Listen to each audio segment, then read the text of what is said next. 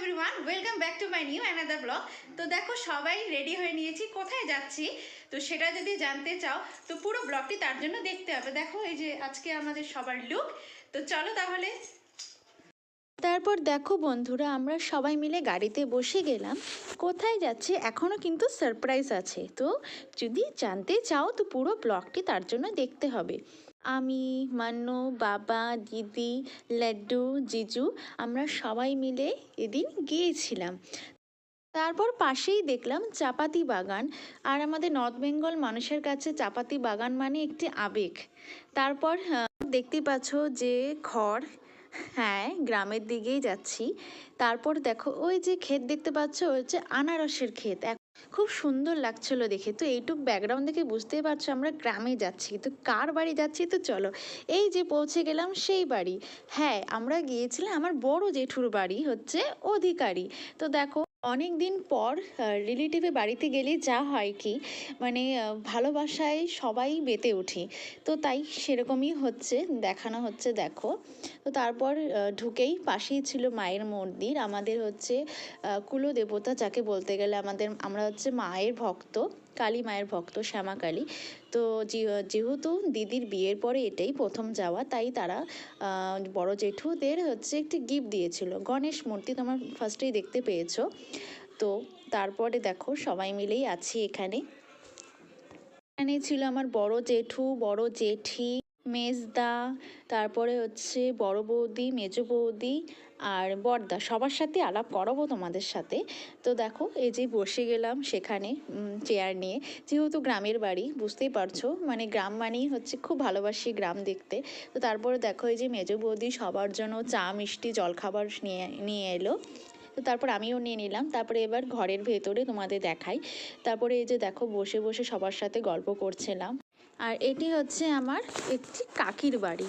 তো দেখতে থাকো পুরো ব্লগটি। যে জিজু বসে আছে, দিদিও বসে আছে, মান্নুও আছে এখানে। আর এই যে দেখো, আর এই যে আমার ভাগনা এত চঞ্চল যে কি বলবো, আর ওখানে গেলেই দুষ্টুমি শুরু। ওই যে পাশে দাঁড়িয়েছিল জেঠি।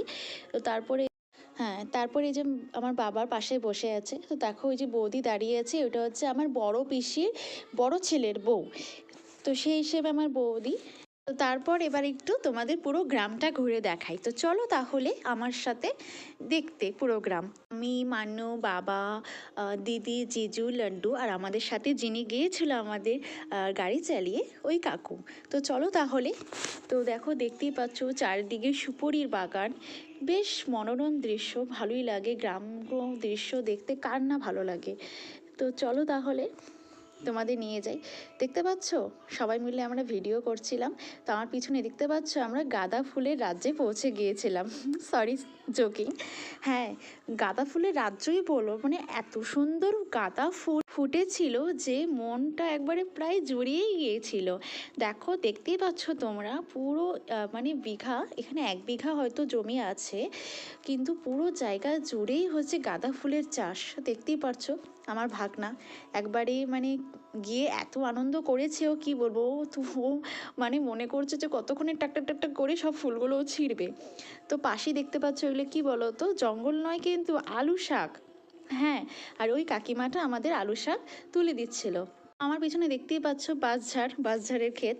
তো তারপর আমরা পৌঁছে গেলাম, যেহেতু এটি রবিবারে গিয়েছিলাম। তো দেখতেই পাচ্ছ আমার পিছনে অধিকারীতে রবিবারে হাট বসে। তো দেখতেই পাচ্ছ যে নানা ধরনের দোকান দেওয়া হয়েছে, হরেক রকমের। আর ব্যাগের দোকান হোক, চাই কসমেটিক্স হোক, চাই জামা কাপড় হোক, শাখা পলারও দোকান দিয়েছে। তো যারা যারা এই গ্রামে একবার আসতে চাও, ঘুরে যেও, খুব সুন্দর, ভালো লাগবে। তারপর তোমাদের নিয়ে যাই সবজির হাটে। তো দেখতেই পাচ্ছ আমার পেছনে হরেক রকমের সবজি, আর ফ্রেশ ফ্রেশ সবজি। আর গ্রাম মানে ফ্রেশ সবজি, পিওর সবজি, কোনো রকম হচ্ছে কোনো ভেজাল কিছু নেই। ডাইরেক্ট ক্ষেত থেকে তুলে নিয়ে বাজারে বিক্রি করা হয়।